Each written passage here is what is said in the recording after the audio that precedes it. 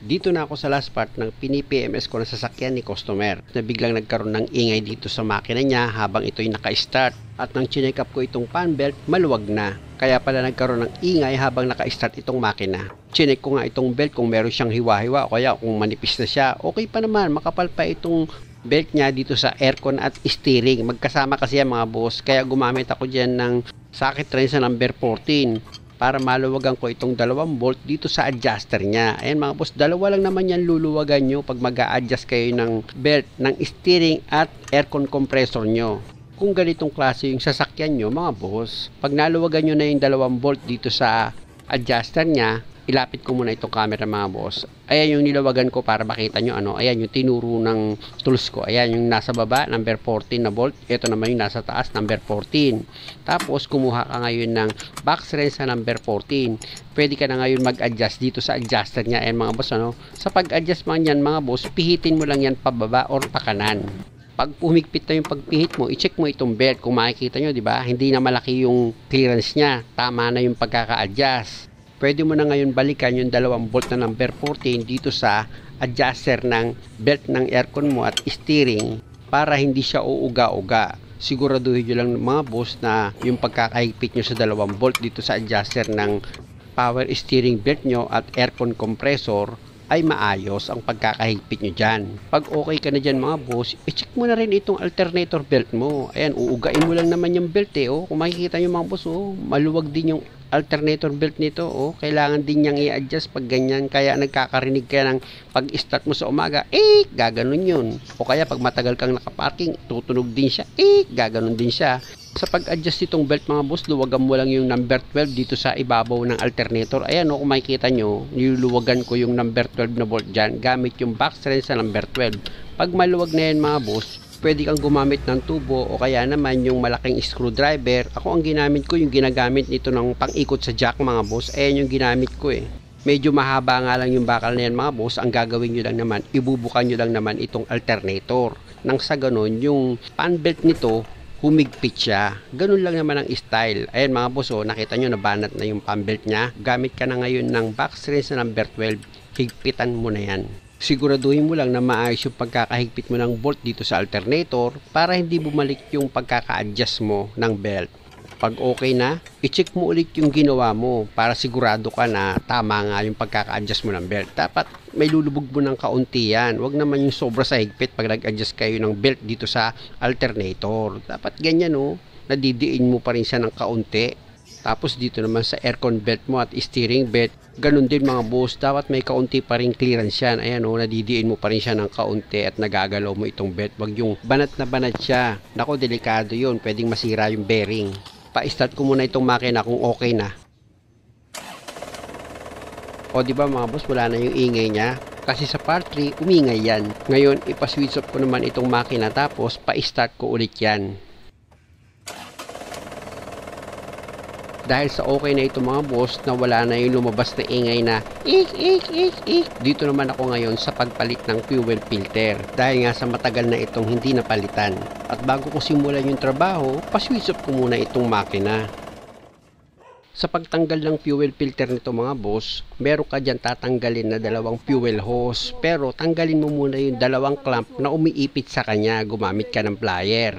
Pag nailihis mo na yung 2 clamp, sa pagkakaipit dito sa 2 fuel hose, pwede mo na ngayon itulak yung 2 fuel hose para bumitaw na yan dito sa fuel filter housing niya. Yung plier lang ang ginamit kong pantulak dyan mga boss kapag talagang kumapit itong fuel hose dito sa fuel filter housing niya. Tinutulak ko yan gamit yung plier. Pero ingatan nyo, baka naman masira nyo yung fuel hose niyan. Pag natanggal ko naman yung 2 fuel hose mga boss, dito pa lang sa fuel filter housing niya, niluluwagan ko na itong fuel filter. Para hindi ako mahirapan pag niluwagan ko mamaya itong fuel filter. Ganyan ang style ko. Pero kung meron kayong gato, okay lang na huwag nyo munang luwagan itong fuel filter. Pag natanggal nyo na itong housing niya, kasama yung fuel filter, dun nyo siya ngayon igato para hindi kayo mahirapan sa pagtanggal ng fuel filter na luma.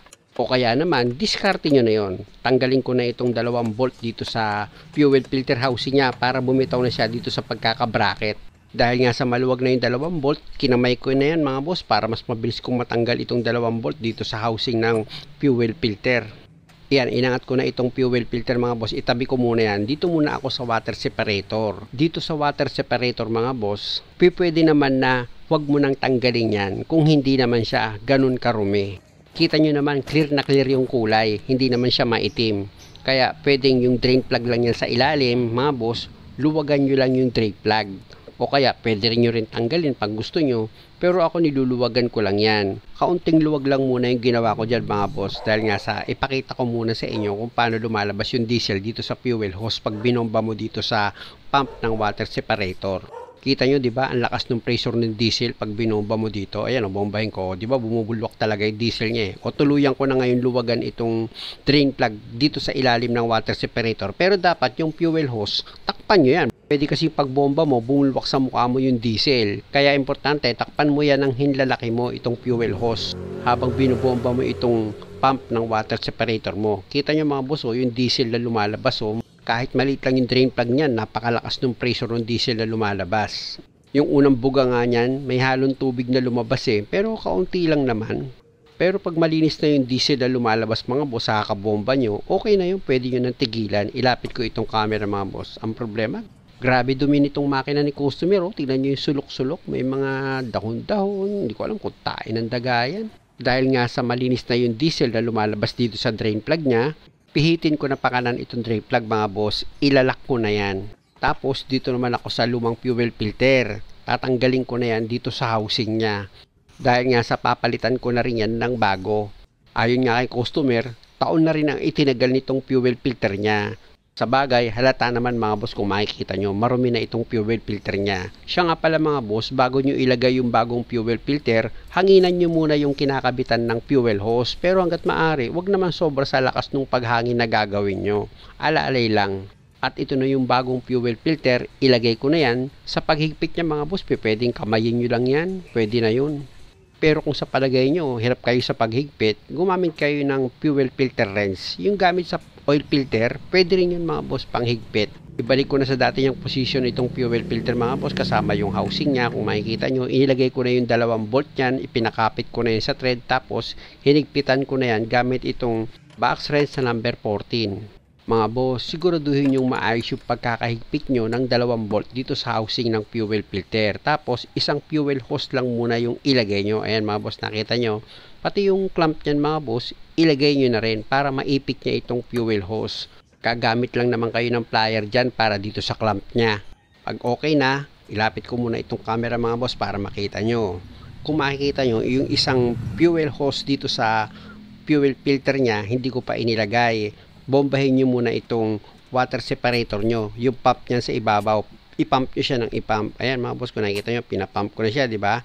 Pag yung diesel na lumabas dyan, medyo may bula pa, bombahin mo lang. Pero pag buo na yung diesel na lumabas, yung parang sa gripo na ng tubig, nakita nyo, ayan, malakas na yung diesel na lumalabas, buo na siya. Kung makikita nyo, iano ko yan sa palad ko mga boss, para makita nyo na buo na talaga itong diesel na lumalabas dito sa fuel filter housing niya. Ayan mga boss, nakita nyo, buo na yung diesel, di ba?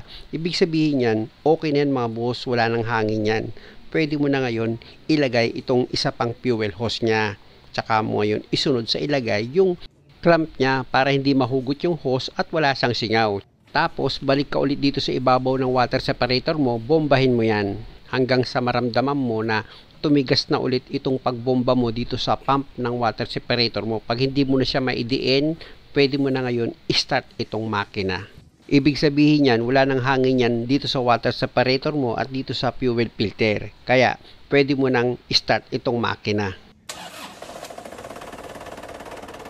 At pag napa-start mo na itong makina mga boss, hanggat maaari, ulitin mo pa rin yung pagbomba mo dito sa water separator mo, yung ibabaw niyan, bombahin mo siya ulit para makasigurado ka na maayos yung pagkakagawa mo. Kasi ako minsan mga boss, kahit binomba ko na siya ng binomba, minsan pag umandar, bigla pa rin siya namamatay Kaya ang ginagawa ko, binobomba ko na lang siya ulit para sigurado ako na hindi na siya magkakaroon ng problema. Tandaan nyo mga boss, hindi naman yun kabawasan sa atin. Yung uulitin natin yung pagtatrabaho para lang makasigurado. Kasi mahirap na kung kailan nasa biyahe ka, dun ka namatayan ng makina, dinataranta ka pa. Kaya ugaliin nyo mag double check. Switch off ko na itong makina dahil nga sa napansin ko, marumi nga itong makina ni customer. Kaya ang gagawin ko dyan mga boss, hahapyawan ko yan ng kaunting washing. Kaya lang hindi ko napakita sa inyo. Ito na yung finished product niya. Wow, finished product. Huwag kayong mag-alala mga boss dahil kahit sandali ko lang yan winashing, sigurado ako malinis yan. Dahil ang nag-check up niyan si customer mismo. Natuwa siya dahil malinis nga. Kaya lang, pa-start ko muna ulit itong makina. Dahil nga baka sa pag-washing na ginawa ko, hindi naman na umandar itong sasakyan ni customer. Yun ang magiging problema ko. Kaya lang, one click nung pina-start ko. Kaya labas na ako dito sa loob ng sasakyan ni customer. Sarado ko na itong pintuan at i-check mo ulit yung pagkakawashing ko kung okay na ba sa inyo yung hapyaw. 15 minutes ko lang winasing yan mga boss Pero malinis naman, di ba? Papasa naman siguro sa mga hindi basher yan. Wala na kasi yung pang-washing ko mga boss, yung spray, nasira na yun Kaya kung mapapansin nyo, hindi na ako tumatanggap ng engine washing. Muli mga boss, maraming salamat sa panonood. Sana nakakuha kayo ng idea at kung maaari, huwag nyo naman sanang kalimutang mag-subscribe sa channel ko. Maraming salamat.